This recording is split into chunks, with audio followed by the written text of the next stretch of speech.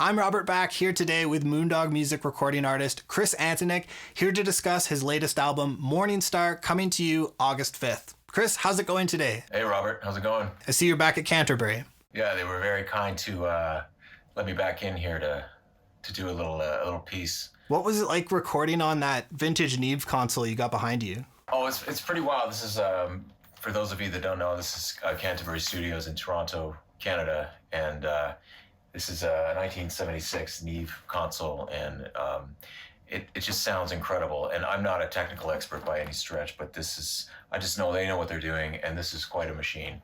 Really thrilled we got to lay down most of the record here. We did a lot of it here, but we also did at some other studios. But this is a great place to lay down some beds and some keyboards and drums and bass. So this is Chris Antonik's fourth album release. It's called Morningstar. Chris, as an artist, what's new for you on this record? For me, this album is really about new beginnings. After going through some personal loss and issues in my own life, divorce, rebuilding a family as a single parent, it's sort of a chronicle of the last few years of my life. And a lot of the songs were written before COVID, and then you tack COVID onto this, and it's 3 or 4 years worth of sort of life and loss and love and rebuilding. And Morningstar, we got the title from the line in Thoreau's Walden, where he says the sun is but a morning star. Basically, it heightened awareness, new beginnings. That's what this record is to me. It's a new start, and becoming more conscious of community and more important things in life than, say, that were so important in the first half of your life. So it's a very positive, loving record with a lot of sonic adventures, I'd say. Definitely. Sonic Adventures is a really good way to put it, actually. How did the events of the last few years shape the writing and recording of this album? You're talking about COVID. I think COVID is what shaped the timeline on this one. When we started this, right when the pandemic started. So we were all ready to go before the pandemic, but that slowed things down. It just took a lot longer. Me being a single parent and having kids and family and life obligations, it's and with tour revenue being cut out from under us, it just took me longer to do it. But in that context, we were able to, in this room, we were live off the floor and got all the beds, but then we were able to take our time and build different colors and things on top of it at our own pace, but also a pace that was forced on us because things were closing down and opening up and closing down.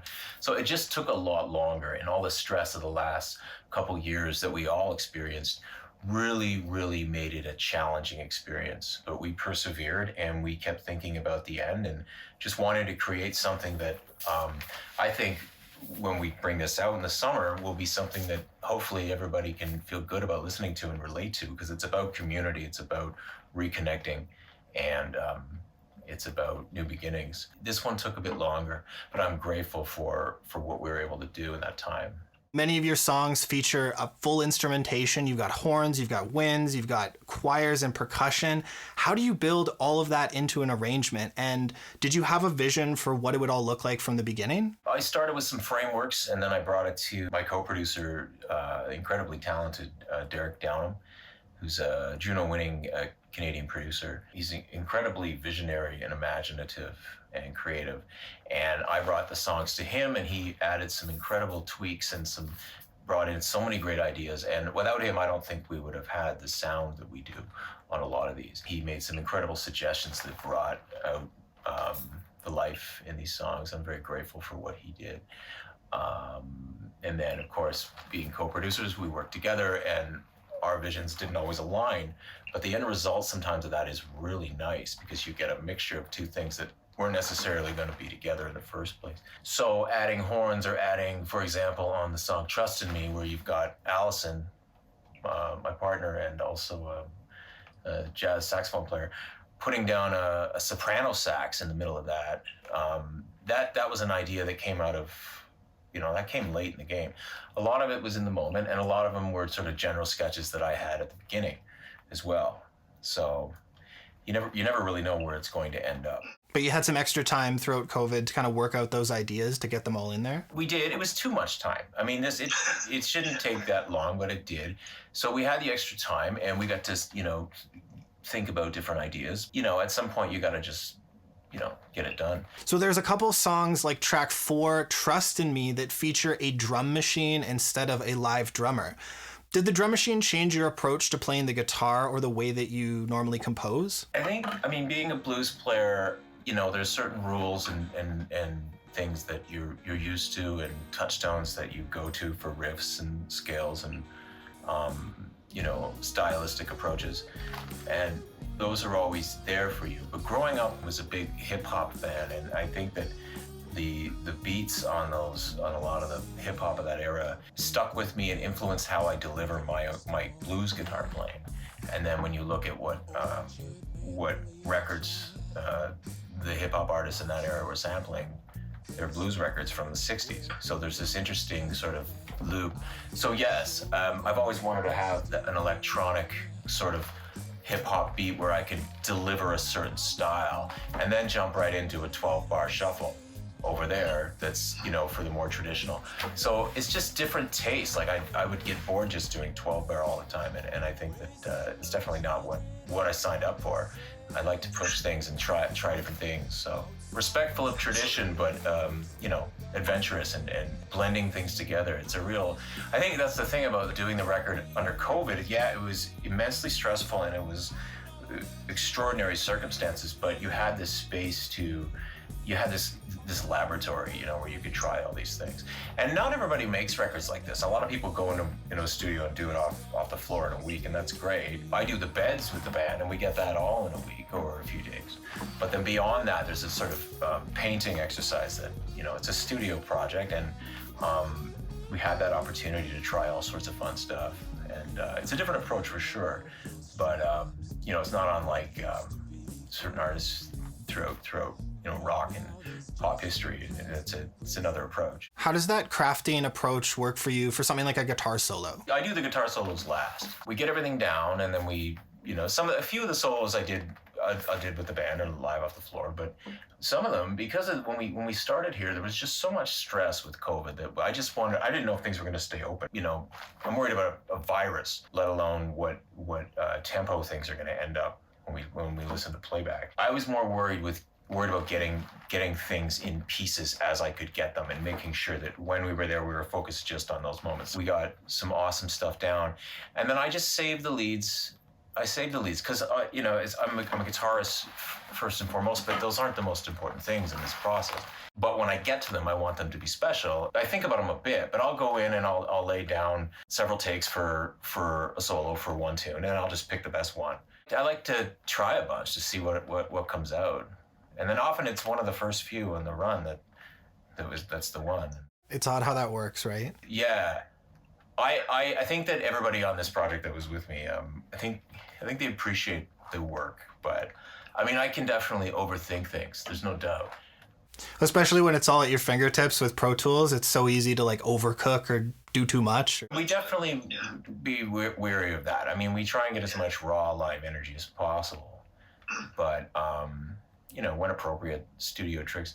I mean, it depends on the song you're talking about. You're talking about something like "We're Not Alone" with Paul Delorier and I trading solos. I mean, he did his in Florida and I did mine in Toronto. Yeah. That's just the way it is. Those two solos were done so pretty much raw in what happened, right? But other songs, you have a little more leeway to think a little more and try different things and get different sonic textures. And for that, I really thank Derek and Tim Foy, who's the engineer at the other studio where we did the guitars, which is called the Nelson Room in Toronto. It was a guitar player's playground. And I'm not a pedal guy. I'm not really an effects guy. I just plug into my deluxe reverb on stage, and maybe I have a wah-wah pedal, maybe I have a Univibe and a blues driver, but I don't have a massive pedal port. So if you were to come to me and say, how are we going to get this effect? I tend to ask other folks about that. I make no bones, don't hide that. I'm not a gear guy, to be quite honest.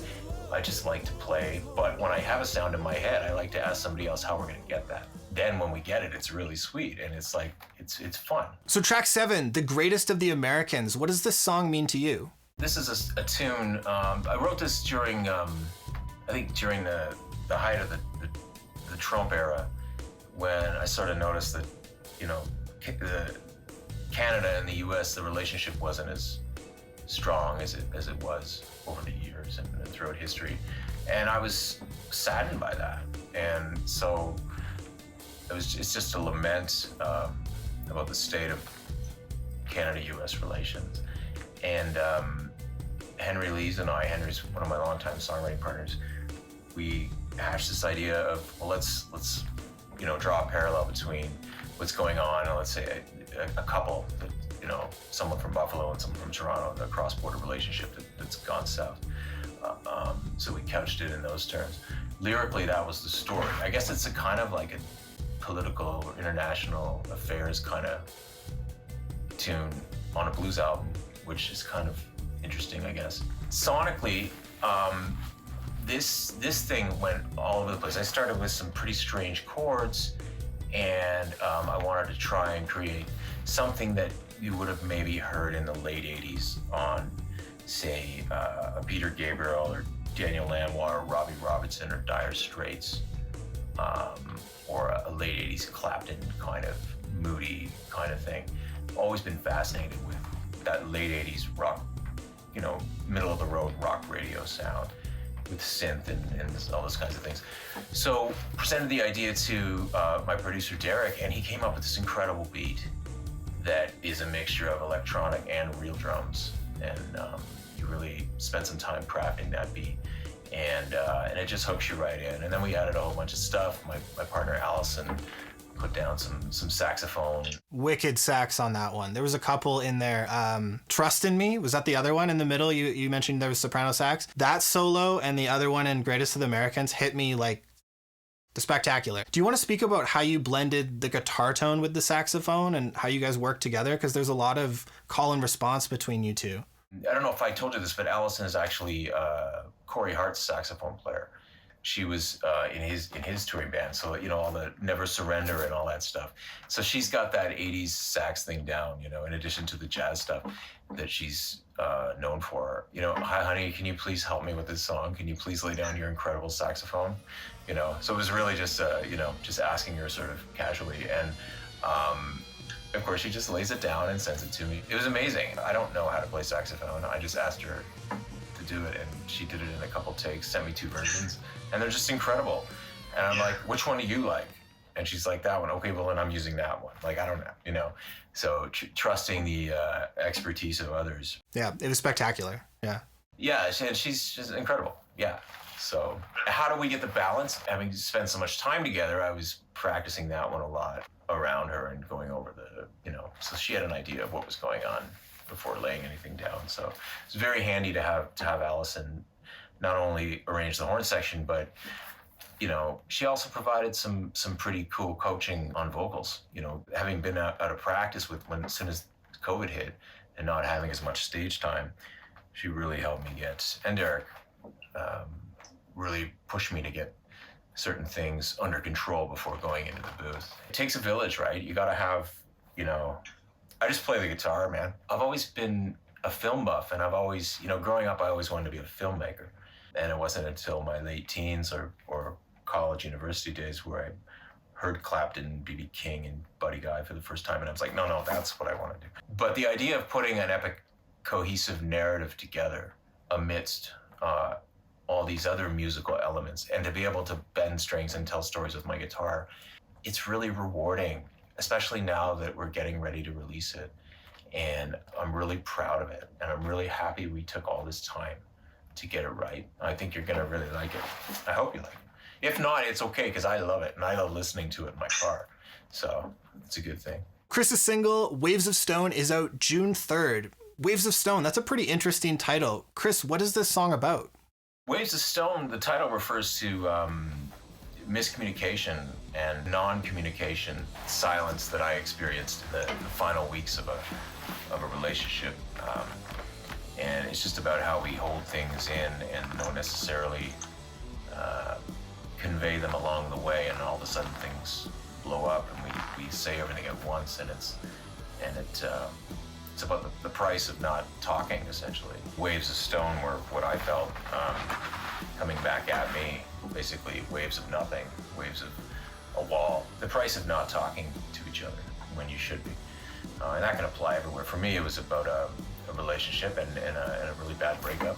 It was a tough time, but that's what gives rise to these kinds of tunes. It's a very aggressive song, but it's so fun to play that kind of stuff, and you just get one out of the way and get it out there and get those riffs down in the first position key of E on the guitar. It just feels really good to play down there, and it's just a classic blues tune, really. It's done up in a really modern rock, almost prog rock kind of way, with some of the stuff that we're doing on it. And what made you ask Jarikas Singleton to play guitar on that tune? Yeah, Jarikas is a fantastic guitarist and artist from Mississippi. He's built up quite a name for himself down south, and he was on Alligator Records. And I met him in Memphis at the International Blues Challenge one year, and I was just blown away by him. And I got to talking to him in the Orpheum Theater in Memphis, out in the lobby. And we just kind of started chatting, and we just kind of stayed in touch. And I just called him up and asked him if he wanted to do it. It's the contrast in the styles. He's sort of, with his solo, he's sort of up on the mountaintop doing these sort of grand, long guitar lines. And then I'm coming in with a little more sort of buddy guy-isms, like just sort of very quicker and a little more ferocious sort of on the ground, with some Latin sort of inflections in the scales. So it's a really nice contrast. So, I mean, did I say, I want to hire Jarikas because there's a contrast? No. He's just an awesome guitarist, and I was just thrilled that he was available. But after I heard what he was doing, my part was balanced off against what he was doing, and I got to sort of pull out my love for Santana. When we were recording it, I was listening to a lot of Clapton's live in the 70s, Crossroads 2, that box set where it's a chronicle of his live. A lot of the playing that him and Santana are doing on is just so vicious and so beautiful at the same time. And I just wanted to try and play, in that sort of playground, in that sort of sandbox, and, just create this contrast between the two of us. So Chris, your single Pilgrim is coming out July 8th. What's the meaning of this song, and how did it come about? Yeah, Pilgrim's is really interesting because we wrote it before COVID, and it had one particular meaning then, and then COVID hit, and now I feel that its meaning has taken on more significance. It's essentially about the importance of building community and reconnecting with people. When I started in early 17 as a single parent, and having been divorced, and sort of trying to maintain connections in the community and build outward, making sure my kids had not only a good home but a community, I felt like a pilgrim. I felt like I was starting something new, and I was very conscious to be reconnecting with people and stay connected with people. And so my songwriting partner, Ben Fisher, and I, we started tackling this idea, and we called it Pilgrim. And it's and then COVID hit, and all of a sudden it became more real, that the song means more now. And it's going to be really cool to have this out in July, which is, hopefully when we're going to be back to somewhat normal and people are starting to reconnect again. And we came up with something really positive and anthemic, I think, that people can feel good about, and it'll hopefully make them feel good. It's essentially how I felt in the last few years as I, start midlife and feel the need to connect more with people, as opposed to be so worried about, say, the things that I would be worried about earlier in my life. So, that's the crux of it.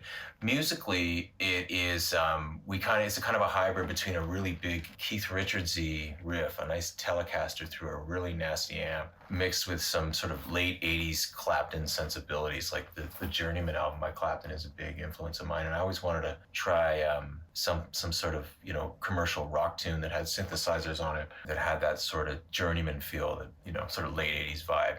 And it's kind of a balance. At the end of the day, I really like that one because I think it has a really nice message, and I think that people will feel good listening to it. And Derek Downham, who co-produced the album with me, also played some EBow on that, which is a really cool sort of slide magnet thing that you put over the strings, and it creates this really sort of eerie effect. That's at the end. And you've also got these incredible Canadian gospel singers, Marlene O'Neill and Cecile Levy, who sing so beautifully on it, and they just lift it up. I was listening to that one on the way over here in the car with the windows open, cranked. And I don't usually do that with my own music, but I really like this one, and I think you're gonna like it too. I hope you like it. So Chris Antonik's single, Trust in Me, the video is coming out the same day as the album, August 5th. Chris, what is this song about, and who are you telling to trust in you? This song is essentially a chronicle of being a new single parent right at the beginning of the Trump era, when the toxic sort of media environment and sort of childish politicians kind of gibbering at each other every day and not really setting good examples for kids, and you couldn't get away from it. It was everywhere. So the sort of extra work that I had to do for my kids, ensuring that not shielding them from it, but help guide them through it and explain to them what was going on, and that you can't talk to people like that. That's not how people should be talking to each other. It's not about, about the Trump era in particular. It's not necessarily about anybody or any particular side of politics. It's just a critique of how grown-ups in political roles talk to each other, and basically shouldn't. I don't know if that's ever going to change, but it's about the extra burden I felt in trying to help my kids understand just what the hell was going on at the time. You know, basically, I gotta do it myself. You know, which you should have to do as a parent. But it just was so apparent to me. Not only do I have this new role as a single parent to young boys, but to have to do that right when Trump got in was really tough, and I had a lot of extra work to do. Those days are gone now, but that was it's a chronicle of that time. So trust in me, I just got to do it myself, and it was basically just a words of encouragement to myself. You can do this, man. Musically, there was this sort of hip-hoppy kind of really cool beat that I always wanted to try and play over top of an electronic beat like that. And Derek Downham came up with this really cool beat, and the other writers on this are Dan McKinnon, and my partner Allison also contributed to this one. And yeah, it's got some pretty cool parts in it, and it's got this sort of halftime section in the middle where Allison gets this really cool, eerie, mystical, desert-like soprano solo, and it's just a really cool moment. It's like, wow, what's going on here? And then I get to come out with this crazy, industrial-sounding, really insane solo, which I think now is probably the fiercest solo that I've recorded. I feel I was pretty frustrated, pretty passionate about what I was feeling with it, in terms of what this song was about. But just to be able to play those Santana-esque notes was also really inspired by Gary Clark Jr.'s last record, This Land, in terms of the sort of metallic sounds, all wrapped up in a blues sort of context. And yeah, it was really cool. It was fun to experiment, And yeah, so I mean, it's a tune. It's a tune about a real experience I had, and I hope you like it. So Chris, what's your goal for this album? What I set out to do on this one was obviously, naturally, as writers do and as artists do, is they're just telling a story about the next chapter in their life. And that's what this album is to me. It's an account of the next chapter. But I wanted to set out and write a cohesive story. These 14 tunes are standalone pieces, but taken together, it's kind of a connected saga. And I wanted to have basically a 14-piece, I don't want to call it a concept album, but it's not unlike, sort of a 1970s approach to sort of, it's a big record. There's no doubt about it. It's got this cohesive thread through it. The themes of community, self-compassion, mindfulness, having taken on meditation practice, my new responsibilities as a single parent, and my own sobriety, which is something that I'm really proud of, and that has been over 3 years now. But, getting to that point was a struggle, and all these things are wrapped up in a really positive sort of vehicle, I think. They're all nice stories, and they're all feel good sort of human stories. So I wanted to tell just a human story, which is my story. But the goal sort of flipped by the time COVID came around, because all these things are far more relevant now, and all these things were written before COVID. So it's interesting. That's on the sort of, songwriter side. Musically, as a guitar geek and someone who loves to play his guitar, I wanted to push boundaries. And that's why I wanted to work with someone like Derek Downham, who is incredibly, wildly imaginative and creative and mind-blowing in what he can do. And he can play every instrument under the sun, and he has incredible ideas. And I needed someone like that to come in and help me the most out of what I can, bring out more in me. Push boundaries. Respecting the blues, because that's I'm always going to be one foot in the blues, and there's a few blues, traditional blues on the record, but really pushing boundaries, and not only taking pieces from the past, but looking forward and doing some sort of future-looking experiments, like with Trust in Me and whatnot. There's always going to be traditional blues, and you have to be respectful, but it's nice to play in the other sandboxes and create new sort of areas to experiment in as well, while respecting tradition. This is a big record with a whole ton of instrumentation. Are there any other players that you want to throw the spotlight on? So we've got Jarikas, and we've got Paul Delorier and Allison Young. Very fortunate to have Mike Madison, who is the vocalist with Tedeschi Trucks Band and Derek Trucks. He graciously agreed to do a part on this record, and it's an honor to have him on this, because he's an incredible vocalist, so talented. So that was really cool. We've also got Richard Underhill, the Shuffle Demons. We've got Rob Christian, who's a Toronto jazz, a flute, sort of rock jazz flautist, and he does this really cool piece on the big sort of Latin jam band psychedelic rock tune that we've got. We've got Burt Carroll, who is a renowned pedal steel from here in Toronto. He's on there as well. And I think what's really bittersweet about this record is that it's the final recording of my friend and longtime tour manager and bassist, Gunther Capelli, who passed at the beginning of 2021. So, and it's really nice to hear his parts. I was listening to the record on the way down here, and just hearing his bass, he's still with us, and it's I dedicate this record to him. He really, we miss him, and he did some incredible work on this album, and I really hope you can. We brought out his parts as well in the mix. We wanted to make sure that he shined as well. So, rest in peace, Gunther.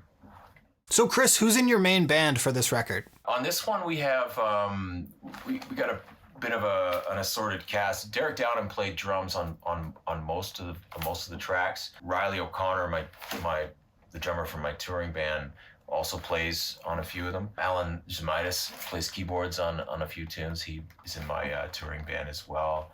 Jesse O'Brien, who plays with Colin James and all sorts of Canadian blues folks. Incredible player. He did all his parts right here on this grand piano and the Hammond over there. Incredible horn section. We got Richard Underhill and Allison Young co-leading it with Tom Moffat and William Karn.